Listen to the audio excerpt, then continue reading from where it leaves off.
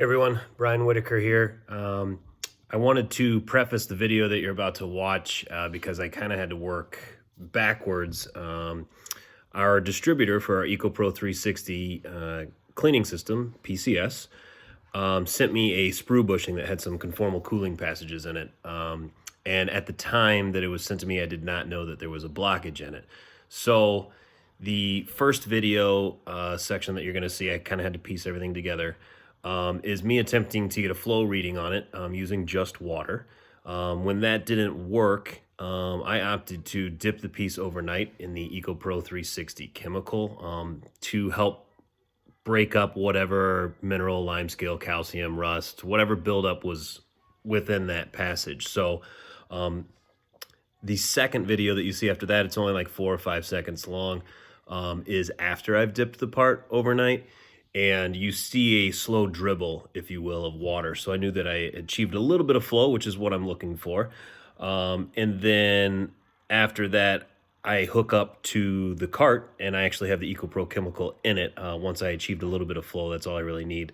But I knew that having the pressure from the air diaphragm pump on our cart up against whatever was blocking that passage would help speed things up just a little bit. So the latter half of the video was me at my warehouse. I was attempting to film a scenario where if you're hooked up to whatever it is, a heat exchanger, your cooling passage on a mold, a portable chiller, when you're hooked up and you run into a blockage, that the pressure that is run into by the liquid is kind of goes back and it's sensed by the pump, and the pump will actually cease operation. So and that's one of the safety features that the reason why we chose an air diaphragm pump versus an electrical pump, because it will cease operation, whereas an electrical pump will just kind of keep hammering liquid away until ultimately a line pops and you've got acid or whatever your favorite chemical might be spewed all over the place, and nobody wants that. So I was attempting to film that, and in doing so, the blockage broke free, and I kind of got a little excited about that. But nevertheless, I hope you enjoy the video. Please do like and subscribe to our channel on YouTube. Once I hit 1,000 subscribers, I'm going to be able to live stream demonstrations, and I think that'll allow me to provide more enhanced content to some of our users. So again, if you have any interest in the product, reach out to PCS. You can find more information at idadditives.com, and I hope you enjoy. Thanks.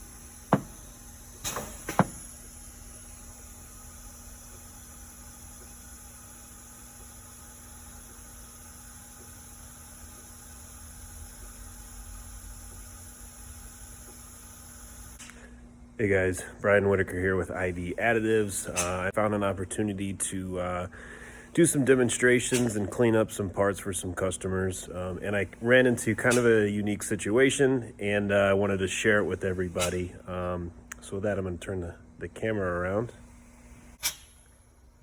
So I've got a couple of my demo units here, and you might hear the cavitation of the pump kind of shutting off and turning back on.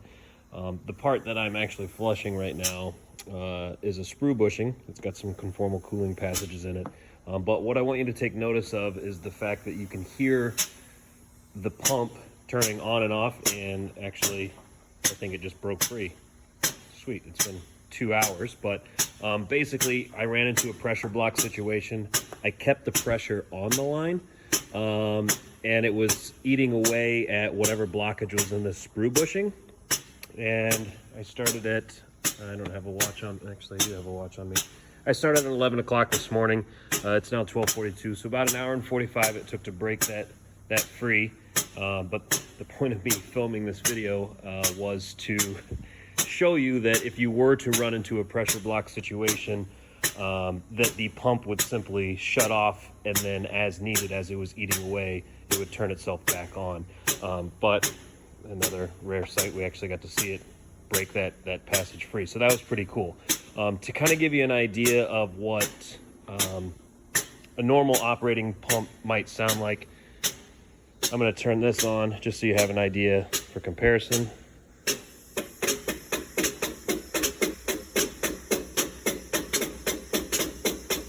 So you can see that, you know, there's audibly a difference with the flow. Granted, this sprue bushing is considerably smaller, so I can't get as much flow through it, versus here I'm just cleaning out a pipe for one of our customers looking for a demonstration. So hope you found that useful. I certainly thought it was pretty cool to catch the blockage on camera. So take care, stay safe out there. Bye.